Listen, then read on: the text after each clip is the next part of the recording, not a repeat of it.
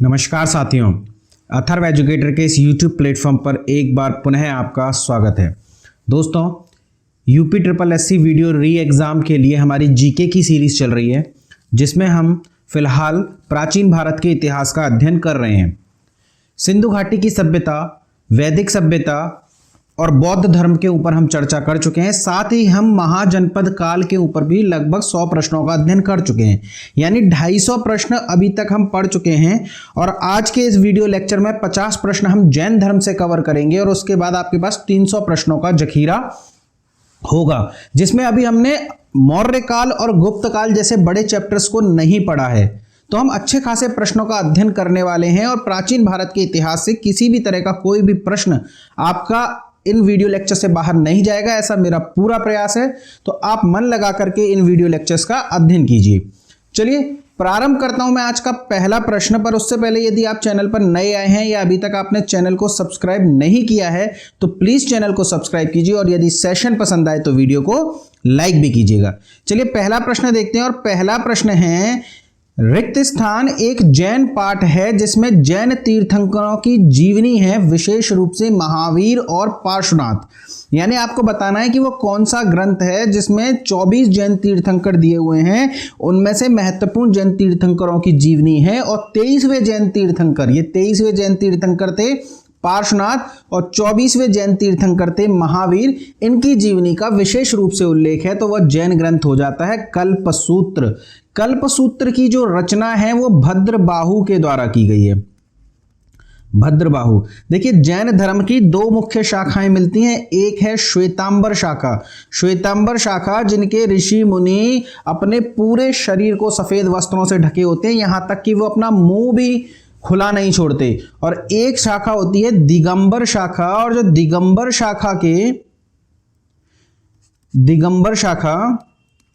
दिगंबर शाखा के संत होते हैं वो पूर्ण रूप से निर्वस्त्र होते हैं, यानी वे अपने शरीर पर सूत का एक धागा भी नहीं बांधते। तो श्वेतांबर शाखा के जो संस्थापक हैं वो हैं स्थूलभद्र और दिगंबर शाखा के संस्थापक हैं भद्रबाहु। और इन्हीं भद्रबाहु के द्वारा एक ग्रंथ की रचना की गई है जिस ग्रंथ का नाम है कल्पसूत्र, जिसमें पार्श्वनाथ और महावीर की जीवनी दी हुई है। अगला प्रश्न है, जैन धर्म का सबसे महत्वपूर्ण आधारभूत सिद्धांत निम्न में से क्या है। देखिए बात करें जैन धर्म की तो जैन धर्म में 5 सिद्धांत मिलते हैं। वे 5 सिद्धांत कौन कौन से हैं? अहिंसा, सत्य, अचौर्य, अहिंसा, सत्य, अचौर्य, ब्रह्मचर्य और अपरिग्रह। ये 5 सिद्धांत मिलते हैं जैन धर्म में, जिसमें से सबसे महत्वपूर्ण सिद्धांत जो है वह अहिंसा है। तो प्रश्न का उत्तर हो जाएगा अहिंसा। अगला है, अणुव्रत शब्द किस धर्म से जुड़ा है। देखिए ये जो 5 सिद्धांत हैं, इन 5 सिद्धांतों को संयुक्त रूप से अणुव्रत के नाम से जाना जाता है। अर्थात अणुव्रत का संबंध किस धर्म से है? तो अणुव्रत का संबंध है जैन धर्म से। चलिए अगला प्रश्न देखते हैं, जैनियों के पहले तीर्थंकर निम्न में से कौन थे। देखिए जैन धर्म में कुल 24 तीर्थंकर हुए हैं, जिसमें से आपको प्रथम तीर्थंकर, 23वें तीर्थंकर और 24वें तीर्थंकर, इन तीर्थंकरों का नाम हर हालत में पता होना चाहिए। आपसे पूछा जा सकता है। प्रथम तीर्थंकर थे इनके ऋषभदेव। इसके अलावा इनके दूसरे 23वें तीर्थंकर का नाम था पार्श्वनाथ। और 24वें तीर्थंकर थे इनके महावीर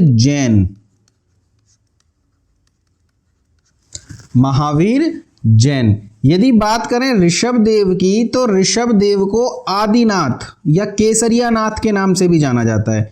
इन्हें आदिनाथ या केसरिया नाथ के नाम से भी जानते हैं।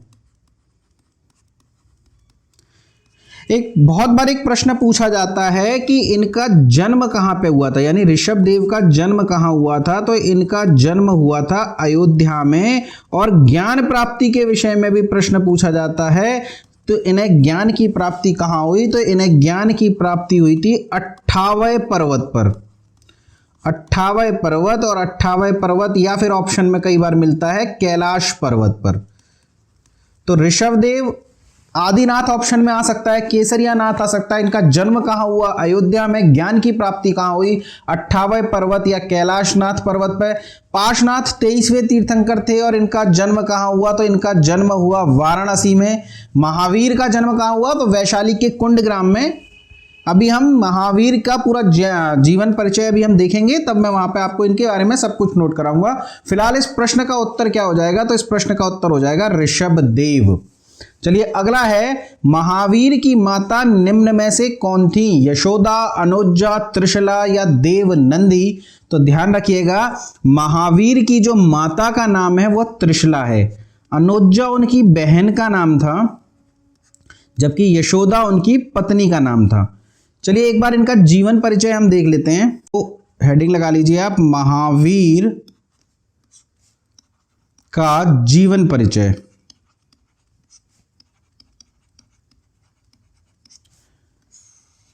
बात करें महावीर स्वामी जी का जन्म कब हुआ, तो महावीर स्वामी का जो जन्म है वो हुआ है 540 ईसा पूर्व में। अगर आपसे प्रश्न पूछा जाए कि इनकी मृत्यु कब हुई, तो इनकी मृत्यु हुई है 468 ईसा पूर्व में, यानी लगभग 72 वर्षों के जीवन के उपरांत। इनका बचपन का नाम आपसे पूछा जा सकता है। बचपन का नाम था इनके वर्धमान। इनके पिता का नाम, तो पिता का नाम था सिद्धार्थ। ध्यान रखिएगा, गौतम बुद्ध के बचपन का नाम सिद्धार्थ था, जबकि महावीर के पिता का नाम सिद्धार्थ था। इनकी माता का नाम त्रिशला था। यह हमारा अभी वर्तमान का प्रश्न था कि महावीर की माता का नाम क्या था, तो महावीर की माता का नाम त्रिशला था। बात करें इनकी पत्नी, तो इनकी पत्नी का नाम क्या है? तो इनकी पत्नी का नाम यशोदा है। पुत्री के विषय में प्रश्न आता है, तो पुत्री इनकी एक ही थी, उनके दो नाम आपको मिलते हैं। या तो आपको मिल जाएगा प्रियदर्शनी, या तो आपको नाम मिल जाएगा प्रियदर्शनी ऑप्शन में, या नाम मिल जाएगा अनुजा। तो ध्यान रखिएगा, प्रियदर्शनी और अनुजा इनकी पुत्री का नाम था। सबसे इंपॉर्टेंट प्रश्न इनके दामाद के विषय में आता है कि इनका दामाद कौन था। इसको इंपॉर्टेंट रखिएगा, क्योंकि दामाद के नाम याद नहीं करते, जबकि इनका दामाद ही सबसे इंपॉर्टेंट था। दामाद था इनका जामाली। इंपॉर्टेंट क्यों है? क्योंकि एक प्रश्न आता है, महावीर का प्रथम शिष्य कौन था? तो महावीर का जो प्रथम शिष्य था वो इनका दामाद जामाली ही था। तो महावीर स्वामी का प्रथम शिष्य निम्न में से कौन था? तो इनका दामाद जामाली। इन्होंने गृह त्याग किस उम्र में किया? तो इन्होंने गृह त्याग किया है 30 वर्ष की उम्र में। अपने बड़े भाई, पिता से आज्ञा नहीं ली है, बल्कि अपने बड़े भाई नंदीवर्धन से आज्ञा ली है, और नंदीवर्धन ने इन्हें आज्ञा दे दी कि ठीक है, जाओ अपनी जी लो अपनी जिंदगी। लेकिन 30 वर्ष की उम्र में इन्होंने गृह तो त्याग दिया, पर इन्हें ज्ञान की प्राप्ति होते होते लगभग 12 साल लग गए। इन्हें 42 वर्ष की उम्र में ज्ञान प्राप्त हुआ। और जैन धर्म में ज्ञान प्राप्त करने के लिए कौन सा शब्द प्रयोग किया जाता है? वह शब्द है कैवल्य। कट रहा हो तो लिख लीजिएगा, कैवल्य। तो ज्ञान प्राप्ति हुई है 42 वर्ष की उम्र में, और ज्ञान प्राप्ति के लिए जो शब्द प्रयोग किया जाता है उस शब्द का नाम है कैवल्य। तो चलिए प्रश्न का उत्तर हो गया त्रिशला। अगला प्रश्न है, निम्नलिखित में से कौन सा जैन मतों का त्रिरत्न नहीं है? सम्यक दर्शन, सम्यक ज्ञान, सम्यक दृष्टि, सम्यक चरित्र।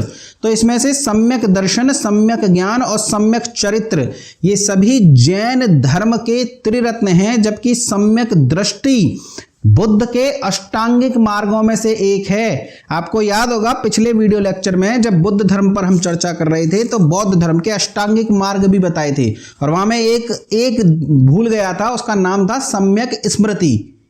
सम्यक स्मृति 7 मैंने आपको नोट कराए थे, और 8वां था सम्यक स्मृति। तो चलिए, सम्यक दर्शन, सम्यक ज्ञान, सम्यक चरित्र, क्योंकि ये बहुत कंफ्यूज करते हैं, तो इन्हें थोड़ा अच्छे से कीजिएगा। वे अष्टांगिक मार्ग हैं, और सम्यक दर्शन, सम्यक ज्ञान, सम्यक चरित्र जैन धर्म का त्रिरत्न है। इसमें से जो भी अगला दिया हो वो ऑप्शन मतलब नहीं है। तो सम्यक दृष्टि प्रश्न का हमारे उत्तर हो जाएगा। चलिए हम देखते हैं अपना अगला प्रश्न।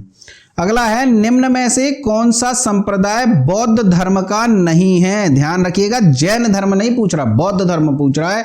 तो महायान, हीनयान, दिगंबर या थेरवाद, तो इसमें से महायान हो गया, हीनयान हो गया, थेरवाद हो गया, ये सभी बौद्ध धर्म के हैं, जबकि दिगंबर और श्वेतांबर का संबंध जैन धर्म से है। दिगंबर संप्रदाय के संस्थापक भद्रबाहु, जबकि श्वेतांबर संप्रदाय के जो संस्थापक हैं वो हैं स्थूल भद्र। अगला प्रश्न है महावीर का प्रथम शिष्य निम्न में से कौन था। चर्चा हम कर चुके हैं, इनके दामाद जामाली ही महावीर के प्रथम शिष्य थे। अगला है वर्धमान स्वामी किस नाम से विख्यात हैं। वर्धमान स्वामी जैन महान, शिक्षक महान, प्रचारक या जिन। तो ध्यान रखिएगा धर्म जैन है, लेकिन महावीर स्वामी जैन के नाम से नहीं बल्कि जिन के नाम से प्रसिद्ध हैं। कैवल्य की प्राप्ति करने के उपरांत इन्हें जिन कहा जाता है। क्यों? क्योंकि जिन का तात्पर्य होता है विजेता, और महावीर स्वामी को कैवल्य की प्राप्ति हो गई, उन्होंने अपनी इच्छाओं पर, अपनी इंद्रियों पर विजय प्राप्त कर ली, इसलिए उन्हें जिन शब्द से संबोधित किया जाता है। तो महावीर किस नाम से विख्यात हुए, तो प्रश्न का उत्तर हो जाएगा जिन। जिन का तात्पर्य होता है विजेता। चलिए अगला प्रश्न है जैनियों द्वारा अपने पवित्र ग्रंथों के लिए सामूहिक रूप से किस शब्द का प्रयोग किया गया है। जैसे धर्म के अपने ग्रंथ होते हैं, तो जैन धर्म के जो ग्रंथ हैं उन्हें अंग के नाम से जाना जाता है। और यदि आपसे पूछ ले अंगों की संख्या कितनी है, तो 12 अंग होते हैं। और अंगों के अलावा कुछ लघु ग्रंथ भी हैं जिन्हें उपांग यानी उप अंग कहा जाता है, और इनकी संख्या भी 12 है। यानी अंगों की संख्या भी 12 है और उपांगों की, उप अंगों की संख्या भी 12 है। अगला प्रश्न है निम्नलिखित में से महावीर का परिनिर्वाण स्थल कौन सा था। पावा, सारनाथ, वैशाली, श्रवणबेलगोला। देखिए सारनाथ में गौतम बुद्ध ने अपना प्रथम प्रवचन दिया था, श्रवणबेलगोला में बाहुबली की मस्ताभिषेक की घटना होती है, जबकि पावा में महावीर स्वामी ने निर्वाण प्राप्त किया था। तो प्रश्न का उत्तर क्या हो जाएगा? पावा। चलिए अगला है भारत का वह प्रतापी शासक जिसने अपने जीवन के अंतिम दिनों में जैन धर्म को अपना लिया, निम्न में से कौन था। तो अपने जीवन के अंतिम दिनों में चंद्रगुप्त मौर्य। देखिए यहाँ पे मौर्य याद रखिएगा, क्योंकि चंद्रगुप्त नाम के 2 शासक गुप्त वंश में भी हुए हैं। तो चंद्रगुप्त मौर्य था, क्योंकि आप यहाँ पे दे दिया जाए चंद्रगुप्त प्रथम, चंद्रगुप्त द्वितीय, चंद्रगुप्त मौर्य, और आपको याद है चंद्रगुप्त, तो समस्या खड़ी हो जाएगी ना। तो चंद्रगुप्त मौर्य मौर्य वंश का संस्थापक था, जिसने अपने अंतिम समय में जैन धर्म अपना लिया, और इसी के समय में प्रथम जैन संगीति का भी आयोजन किया गया। यहां पर लिख लीजिए प्रथम जैन संगीति। प्रथम 2 जैन संगीति हुई हैं। प्रथम जैन संगीति का जो आयोजन है वह किसके समय में हुआ, तो चंद्रगुप्त मौर्य के समय में। चंद्रगुप्त मौर्य के ही समय में। कहां पर हुआ अगर आपसे पूछ लिया जाए, तो सीधी सी बात है पाटलिपुत्र में हुआ, पाटलिपुत्र में। इसकी अध्यक्षता किसने करी, तो इसकी अध्यक्षता उन्हीं 2 महान विभूतियों ने करी है। एक ने नहीं करी बल्कि 2 ने करी है। किसने? स्थूलभद्र ने और भद्रबाहु ने, दोनों ने।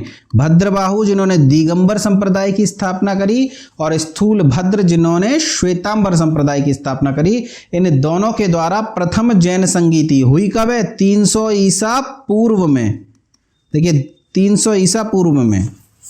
चलिए यानी चंद्रगुप्त मौर्य की मृत्यु से कुछ ही समय या कुछ ही वर्ष, लगभग 1 वर्ष पहले 300 ईसा पूर्व में प्रथम जैन संगीति हुई चंद्रगुप्त मौर्य के समय में पाटलिपुत्र में, और इसकी अध्यक्षता करी है स्थूलभद्र भद्रबाहु ने।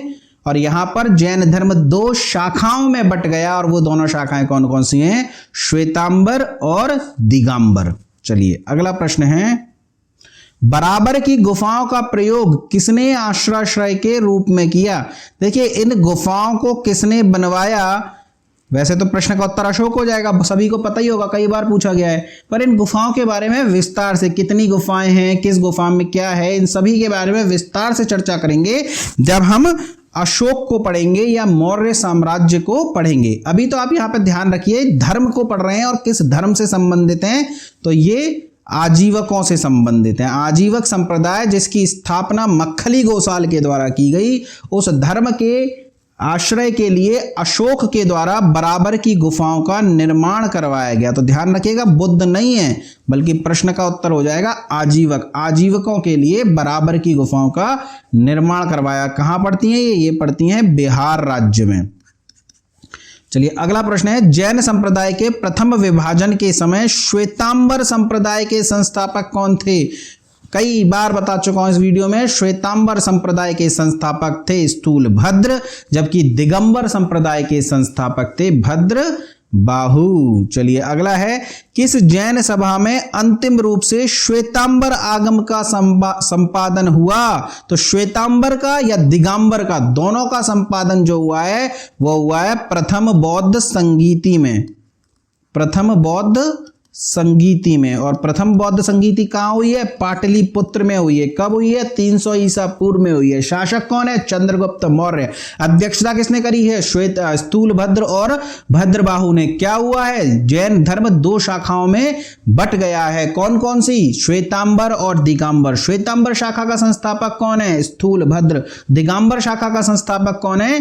भद्रबाहु। तो प्रश्न का उत्तर क्या हो जाएगा? कहां? पाटलिपुत्र में। देखिए दो जैन संगीतियां हुई हैं, यहीं पर आप द्वितीय जैन संगीति भी लिख लीजिए, क्योंकि किसी भी प्रकार का प्रश्न मैंने इसका बनाया नहीं है, तो आप यहां नोट कर सकते हैं द्वितीय जैन संगीति। द्वितीय जैन संगीति अगर आपसे पूछ ले कि कब हुई है, तो ध्यान रखिएगा द्वितीय जैन संगीति हुई है 512 ईस्वी में। ईसा पूर्व मत कर दीजिएगा, ईस्वी एडी में। ठीक है, लगभग 812 वर्षों के बाद द्वितीय जैन संगीति हुई है। कहां हुई है? तो वल्लभी में हुई है। शासक कौन था? इंपॉर्टेंट नहीं है, अगर कोई नोट करना चाहता तो लिख लीजिए सर्वसेन प्रथम। मैत्रक वंश का राजा था सर्वसेन प्रथम, इंपॉर्टेंट नहीं है, पर आप नोट करना चाहते तो कर लीजिए, पर एग्जाम में पूछा नहीं जाता है, पर आप लिख लीजिए मैत्रक वंश का शासक सर्वसेन प्रथम। इंपॉर्टेंट है इसकी अध्यक्षता किसने करी है? तो इसकी जो अध्यक्षता है वह करी है देवर्धि क्षमा श्रवण ने। थोड़ा टफ नाम है, देवर्धि क्षमा श्रवण, इसने इसकी अध्यक्षता करी है। और क्या हुआ था?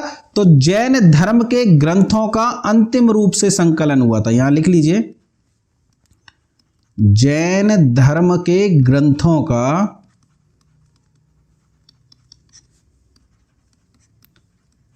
अंतिम रूप से संकलन।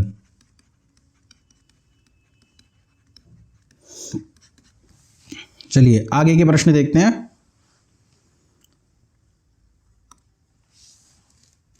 अगला प्रश्न है, जैन धर्म में पूर्ण ज्ञान के लिए निम्न में से कौन सा शब्द मिलता है? जिन, रत्न, कैवल्य या निर्माण? तो प्रश्न का उत्तर है कैवल्य। जैन धर्म में जब ज्ञान की प्राप्ति हो जाती है, पूर्ण ज्ञान की प्राप्ति, तो शब्द का प्रयोग होता है कैवल्य। और महावीर को जब कैवल्य की प्राप्ति हुई, उसके उपरांत वे जिस नाम से प्रसिद्ध हुए वह नाम था जिन। हालांकि महावीर नाम से ज्यादा प्रसिद्ध हुए, ध्यान रखिएगा, उनका नाम तो वर्धमान था ना, पर एक अन्य नाम पूछा जाए तो वो जिन हो जाएगा। निम्न में से कौन सा धर्म विनाशकारी प्रलय की अवधारणा में विश्वास नहीं करता? देखिए संसार का हर बड़ा धर्म मानता है कि एक समय प्रकृति का निर्माण हुआ। हम हिंदू धर्म में कह दिया जाता है कोई और नाम, इस्लाम धर्म में कोई और नाम, लेकिन दो लोगों का नाम बताया जाता है और जो है इससे प्रकृति बनी है, और सभी का अंत जो है प्रलय से होगा। प्रलय के तरीके धर्मों में अलग अलग बता दिए गए, पर प्रलय सभी में आएगी। पर जैन धर्म मानता है कि ये संसार शाश्वत है, ये चलता ही रहेगा, इसमें कोई प्रलय व्रलय नहीं आने वाली। तो प्रलय के अवधारणा में कौन सा धर्म विश्वास नहीं करता? तो प्रश्न का उत्तर हो जाएगा जैन धर्म।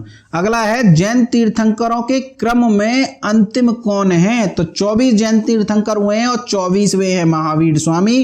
प्रथम है ऋषभ देव, जिन्हें आदिनाथ या केसरिया नाथ के नाम से भी जानते हैं, और 23वें हैं पार्श्वनाथ। चलिए अगला है, प्रारंभिक जैन साहित्य निम्न में से किस भाषा में लिखे गए? देखिए जैन साहित्य अर्धमागधी में भी लिखे गए, पर प्रारंभिक जैन साहित्यों के बारे में बात कर रहा है। प्रारंभिक जैन साहित्य जिस भाषा में लिखे गए हैं वो भाषा है प्राकृत। प्रारंभिक बौद्ध साहित्य लिखे गए हैं पाली भाषा में, जबकि प्रारंभिक जैन साहित्य लिखे गए हैं प्राकृत भाषा में। थोड़ा ध्यान रखिएगा। अगला है संप्रदाय जो नियति की अटलता में विश्वास करता है। देखिए हम पढ़ते हैं कर्म से भाग्य को बदला जा सकता है, लेकिन एक धर्म है आजीवक संप्रदाय जो कहता है नियति की अटलता, यानी कोई और धर्म के संस्था आप मानने वाले हो तो आपके भाग्य, आपको लग रहा है मेरे भाग्य में नौकरी नहीं है सरकारी, तो आप कहोगे अरे ऐसे कैसे, मैं पढ़ पढ़ के अपना भाग्य बदल दूंगा। लेकिन आजीवक के अगर आप मानने वाले हो तो आप कहोगे यदि भाग्य में नहीं है तो मिलेगी ही नहीं। तो भाग्य या नियति की अटलता में जो धर्म विश्वास करता है वो है आजीवक। हालांकि कर्म हमेशा भाग्य से बड़े होते हैं, तो यदि आप में थोड़ी सी भी निराशा अपने भाग्य को लेकर है तो अपने कर्म करो, अपने कर्मों से उस भाग्य को बदल दो। चलिए अगला है स्यादवाद सिद्धांत। स्यादवाद सिद्धांत भी जैन धर्म का ही एक सिद्धांत है। चलिए अगला प्रश्न है दक्षिण भारत में प्रसिद्ध जैन केंद्र स्थित है। दक्षिण भारत के जैन केंद्र की बात करें तो तुरंत आपके मन में श्रवणबेलगोला का नाम आ जाना चाहिए। यहां पर प्रत्येक 12 वर्षों के बाद एक महामस्तकाभिषेक होता है। महामस्तकाभिषेक, यहां पर एक विशाल मूर्ति लगी हुई है बाहुबली की, और उन्हीं बाहुबली का मस्तकाभिषेक किया जाता है। बाहुबली, अब ये बाहुबली कौन थे? तो यह आदिनाथ के पुत्र थे। प्रथम जैन तीर्थंकर ऋषभदेव या आदिनाथ उनके यह बड़े पुत्र थे। इनके छोटे पुत्र का नाम था भरत और बड़े पुत्र का नाम था बाहुबली। भरत राजा बने और बाहुबली बन गए संत, और बाहुबली की ही श्रवणबेलगोला में मूर्ति लगी हुई है जहां प्रत्येक 12 वर्षों बाद महामस्तकाभिषेक की घटना होती है। अगला है आजीवक संप्रदाय के संस्थापक कौन थे? नियति की विषय में जो अटलता में विश्वास रखता है वही आजीवक संप्रदाय। जिनके लिए बराबर की गुफाएं बनाई गई हैं वही आजीवक संप्रदाय। और इसकी स्थापना किसने करी है? मक्खली गोसाल ने। देखिए मक्खली गोसाल पहले जैन धर्म को ही मानते थे। महावीर के साथ इन्होंने कठोर तपस्या करी, पर बाद में महावीर के विचारों से ये सहमत नहीं हुए और इन्होंने अपना एक अलग ही संप्रदाय बना लिया, जिस संप्रदाय का नाम था आजीवक संप्रदाय। अगला है उत्तर प्रदेश में बौद्ध तथा जैनियों दोनों की प्रसिद्ध तीर्थस्थली है। दोनों ही धर्मों को मानने वाली अगर तीर्थस्थली की बात करें तो उत्तर प्रदेश में एक तीर्थस्थली पड़ती है कौशाम्बी। तो इस प्रश्न का उत्तर हो जाएगा कौशाम्बी। जैन धर्म के अनुसार सृष्टि की रचना और पालन पोषण देखिए सार्वभौमिक विधान से हुआ है। किसी ने रचना नहीं करी है और कोई सृष्टि को खत्म भी नहीं कर सकता। यह सृष्टि अनंत काल से चली आ रही है और अनंत काल तक चलती रहेगी, ऐसा मानना है जैन धर्म का। सार्वभौमिक विधान में अपने आप चल रही है यह सृष्टि। लोग मनुष्य को बस अपने कर्म करने हैं और अपने कर्मों से अपना जीवन सुधारना है। तो सार्वभौमिक विधान से सृष्टि की रचना हुई है, यह मानता है जैन धर्म। अगला है महान धार्मिक घटना महामस्तकाभिषेक निम्नलिखित में से किससे संबंधित है?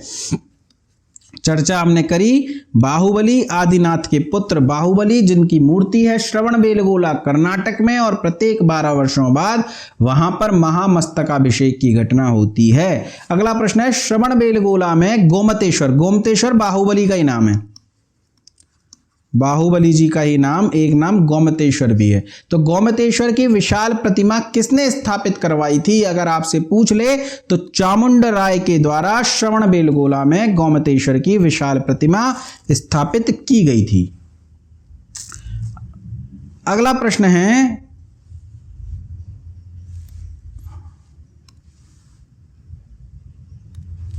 अगला प्रश्न है महावीर का मूल नाम क्या था? महावीर का मूल नाम यानी बचपन का नाम, पूरा जीवन परिचय हम देख चुके हैं। उनके बचपन का नाम था वर्धमान। महावीर स्वामी का जन्म कहाँ हुआ? तो उनका जन्म हुआ था कुंडग्राम में।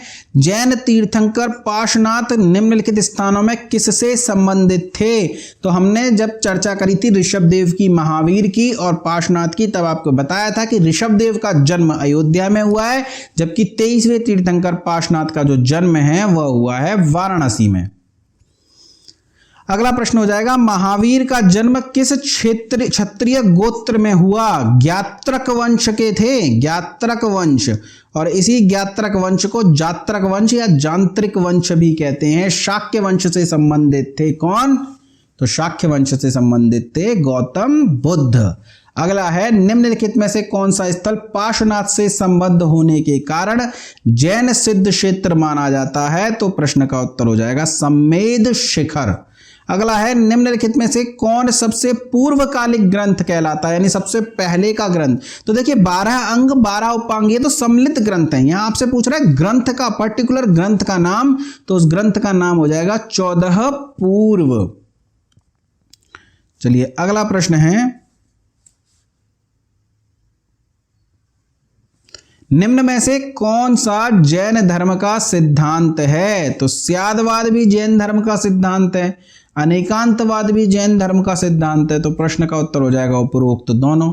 समाधि मरण किस दर्शन से संबंधित? देखिए ये नाम याद रखिएगा, बस डिटेल में जाने की आपको जरूरत नहीं है। स्यादवाद किसका सिद्धांत है? जैन धर्म का। अनेकांतवाद किसका सिद्धांत है? जैन धर्म का। यापनीय संप्रदाय किसका है? जैन धर्म का। समाधि मरण दर्शन किस धर्म से है? जैन धर्म से। आजीवक संप्रदाय का संबंध, जो संस्थापक है मक्खली घोषाल, उनका संबंध पहले किस धर्म से रहा? तो जैन धर्म से। तो ये सब रटने के प्रश्न है, आप रट लीजिएगा। इनके डिटेल में फिलोसॉफी में आपको जाने की आवश्यकता नहीं है, आपका समय ही व्यर्थ होगा केवल। तो प्रश्न है समाधि मरण किस दर्शन से संबंधित है? तो प्रश्न का उत्तर हो जाएगा जैन धर्म। यापनीय किसका एक संप्रदाय है? देखिए यहां बहुत आसान लग रहा है, लेकिन जब प्रश्न में आएगा तो वहां जैन धर्म के टॉपिक के प्रश्न थोड़ी ना चल रहे होंगे, तो वहां समस्या खड़ी हो जाएगी। तो याद रखिएगा यापनीय संप्रदाय किसका है? तो जैन धर्म का है। क्लास में ये क्वेश्चन बड़े आसान लगते हैं क्योंकि एक टॉपिक पे चल रहे हैं, पर अभी यही मॉडल टेस्ट पेपर करा रहा होता मैं, तो जब मिश्रित प्रश्न होते तब थोड़ा सा याद करना मुश्किल हो जाता। तो याद रखिएगा। लेकिन अगला है प्राचीन जैन धर्म के संबंध में निम्नलिखित कथनों में से कौन सा एक सही है? स्थलबाहु के नेतृत्व में दक्षिण भारत में जैन धर्म का प्रचार हुआ। देखिए दक्षिण भारत में जो जैन धर्म का प्रचार है वह स्थलबाहु के नहीं बल्कि भद्रबाहु के नेतृत्व में हुआ है। किसके? भद्रबाहु के। मौर्य काल में पाटलिपुत्र में 12 वर्षों का अकाल पड़ा, तब भद्रबाहु अपने शिष्यों को लेकर के दक्षिण भारत चले गए, जबकि स्थूलभद्र, यहाँ पर शब्द भी गलत लिख रखा है, स्थूलबाहु, स्थूलभद्र, तो स्थूलभद्र पाटलिपुत्र में ही रहे और भद्रबाहु ने दिगंबर संप्रदाय की स्थापना करी और स्थूलभद्र ने श्वेतांबर की। तो दक्षिण भारत में जैन धर्म का प्रचार जो है वो भद्रबाहु ने किया है। पाटलिपुत्र में हुई परिषद के पश्चात जो जैन धर्म के लोग भद्रबाहु के नेतृत्व में रहे वे श्वेतांबर कहलाए? नहीं, वे क्या कहलाए? दिगंबर। प्रथम शतक ईसा पूर्व में जैन धर्म को कलिंग के राजा खारवेल का समर्थन मिला, ये सही है। जबकि बौद्ध धर्म के विपरीत जैन धर्म प्रारंभिक अवस्था में बिल्कुल नहीं, पूर्ण रूप से पूरे हो चुके हैं। तो अगला है ये जो लिखा हुआ है कलिंग राजा खारवेल, ये जैन धर्म का समर्थक था। कलिंग का नरेश खारवेल जो कि जैन धर्म को मानता था, और इसका एक अभिलेख है हाथी गुम्फा अभिलेख।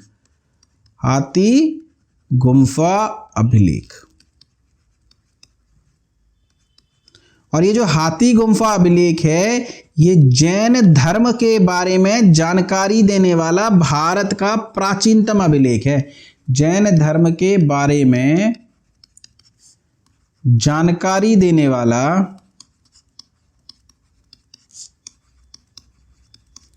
भारत का प्राचीनतम अभिलेख।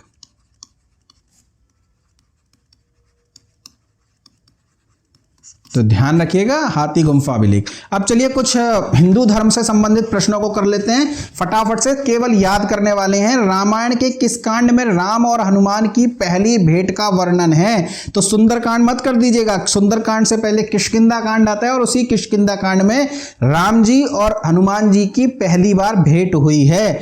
भगवत धर्म के प्रवर्तक थे, तो भगवत धर्म के प्रवर्तक की यदि बात करें तो कृष्ण जो है, भगवान कृष्ण, वही भगवत धर्म के प्रवर्तक भी हो जाएंगे। अगला है नासिक में कुंभ मेला किस निम्नलिखित में से किस नदी के तट पर लगता है? आसान सा प्रश्न है। नासिक जो है गोदावरी नदी के तट पर है, तो कुंभ का मेला यदि नासिक में लग रहा है तो किस नदी के तट पर लगेगा? प्रश्न का उत्तर हो जाएगा गोदावरी नदी। पुरी में रथ यात्रा किसके सम्मान में निकाली जाती है? बहुत फेमस यात्रा है पुरी की, पुरी पड़ता है उड़ीसा में, और जो रथ यात्रा निकलती है वो किसके सम्मान में निकलती है? तो भगवान जगन्नाथ के। देखिए ऑप्शन में यदि जगन्नाथ न दिया हो तो हम विष्णु कर सकते हैं, लेकिन ऑप्शन में जगन्नाथ दिया है तो प्रश्न का उत्तर हो जाएगा जगन्नाथ। बेसनगर अभिलेख का हेलियोडोरस कहां का निवासी था? तो उड़ीसा में शुंग काल में हेलियोडोरस आया था विदिशा में, और विदिशा में उसने भगवान विष्णु का एक अभिलेख लगाया जिसे बेसनगर का अभिलेख कहते हैं। और ये हेलियोडोरस कहां का निवासी था? तो ये हेलियोडोरस था तक्षशिला का निवासी। चलिए अगला है, भगवत संप्रदाय में भक्ति के रूपों की संख्या कितनी है? तो भगवत संप्रदाय में भक्ति के रूपों की संख्या 9 है। भगवत संप्रदाय के विकास में किसका देन अत्यधिक है? तो गुप्त वंश जिसने भगवत संप्रदाय के विकास में सर्वाधिक योगदान दिया है। अगला है, नयनार कौन थे? तो नयनार शैव थे, जबकि बात करें यदि अलवर की तो अलवार वैष्णव या विष्णु भगवान के भक्त हो जाते हैं, तो अलवार वैष्णव संत थे, जबकि नयनार जो हैं वे शैव संत थे। अगला प्रश्न है, निम्नलिखित में से किस ग्रंथ में सर्वप्रथम देवकी के पुत्र कृष्ण का वर्णन है? अगर कृष्ण का वर्णन सर्वप्रथम ग्रंथ पूछ ले तो ग्रंथ का नाम हो जाएगा छांदोग्य उपनिषद। अर्धनारीश्वर मूर्ति में आधे शिव और आधी पार्वती प्रतीक हैं। आधे शिव और आधी पार्वती प्रतीक हैं देव और उसकी शक्ति के योग के। अगला है, भगवत धर्म से संबंधित प्राचीनतम अभिलेखीय साक्ष्य।